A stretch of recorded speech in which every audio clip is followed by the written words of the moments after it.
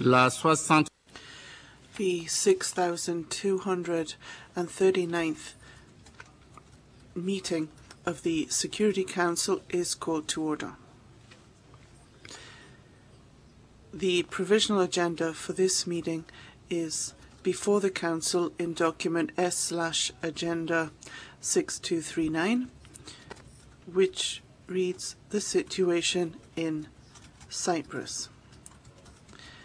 Unless I hear any objection, I shall consider the agenda adopted.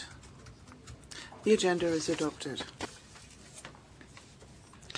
The Security Council will now begin its consideration of item 2 of the agenda.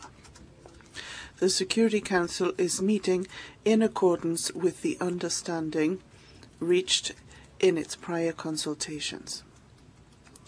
Members of the Council have before them document S/2009/641, which contains the text of a draft resolution submitted by China, United States, Russian Federation, France, and the United Kingdom of Great Britain and Northern Ireland.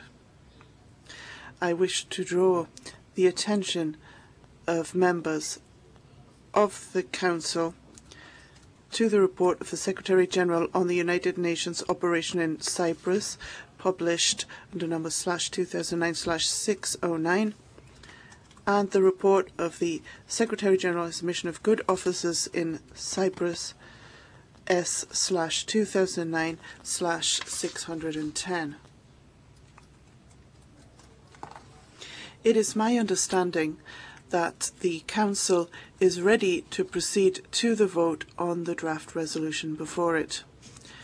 I should like to inform the Council that the Presidency of the Council has met with the representatives of the parties who have confirmed that they maintain their well-known positions vis-à-vis the item on the Council's agenda.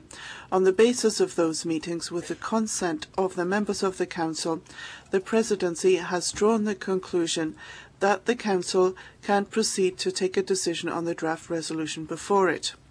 If I hear no objection, I shall put the draft resolution to the vote now.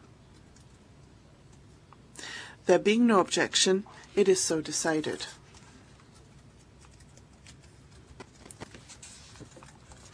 Those in favour of draft resolution S/2009/641, please raise your hands.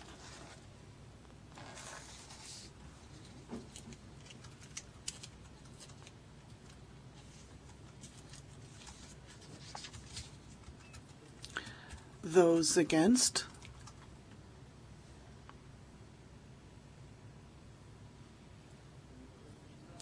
The result of the voting is as follows: 14 votes in favour, 1 vote against, and no abstentions. The draft resolution has been adopted unanimously as Resolution 1898. I would now like to give the floor to members of the Council who wish to give an explanation of vote, and I would give the floor to the Permanent Representative of Turkey, His Excellency Mr. Barkan. Thank you, Mr. President. Having voted against the draft resolution today, I would like to briefly share with you the reasons that compelled us to do so. Turkey has never objected to the intent behind the establishment of UNFICYP back in 1964, which was to protect the Turkish Cypriots. Our objections has always been to the method through which these resolutions have been adopted and the language they contain. The Security Council Resolution 186/64, setting up the United Nations Peacekeeping Force in Cyprus, and the subsequent Council resolutions extending the mandate of force have all made references to the government of Cyprus.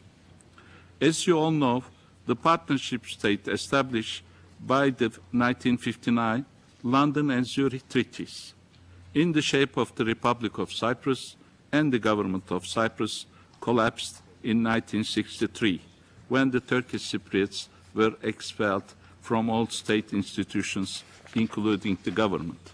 Since that day, there has not been a joint and constitutional government representing the whole of Cyprus, either legally or functionally, and the two peoples have been living separately under their own administration. Actually, this wrong approach to consider the government of Cyprus as the government of the whole island has been the main obstacle on the way to finding a just, lasting and comprehensive solution for over 45 years. The spirit of goodwill and cooperation displayed by the Turkish Cypriot side, which enable UNFICYP to function in the northern part of the island in accordance with the modalities set by the Turkish Republic of Northern Cyprus, does not change the fact that for the extension of the mandate of UNFICYP, open consent of the two sides has to be sought. However, today's resolution once again fails to do so. In line with the provisions on contingency planning in Resolution 1873 and the intention to keep all peacekeeping operations, including UNFICYP, under review, the Secretary-General says in his report that two sides will decide what role UNFICYP will play in the future. If the Turkish Cypriot side has a say in the future of UNFICYP, why is its consent not sought today? That looks like a paradox. Mr. President, the resolution adopted today also contains elements as regards the good office's mission of the Secretary-General, but unfortunately fails to make a reference to the Resolution 1250/99, which lies at the source of this mission. Turkey fully supports the Secretary-General's good office's mission. We welcome the solid progress achieved so far in the negotiations, which aimed at establishing a partnership state on the basis of well-established UN parameters, namely bizonality, political equality, and equal status of two co-founder peoples. As the two leaders agreed on the 23rd May 2008, this new partnership will have a federal government and two constituent states with equal status. In that regard, we would like to put on record our full support to the efforts of the Special Advisor of the Secretary-General, Mr. Alexander Downer, and his team. Thank you, Mr. President. Thank you to Ambassador Abarkan for his explanation. The Security Council has thus concluded the present stage of its consideration of the item on its agenda. The meeting is adjourned.